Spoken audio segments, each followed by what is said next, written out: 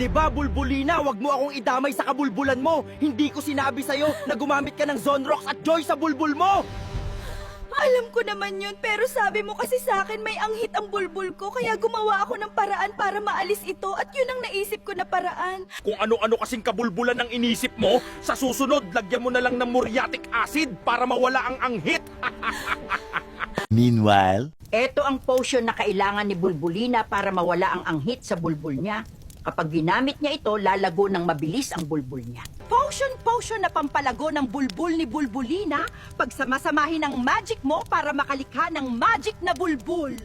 Nagawa ko na rin ang potion ni Bulbulina. Sobrang lakas ng potion na ito dahil may kasama itong magic na galing pa sa Encantadia. Hindi ko na yata kaya ang mga masasakit na salita sa akin ni Bulbulino.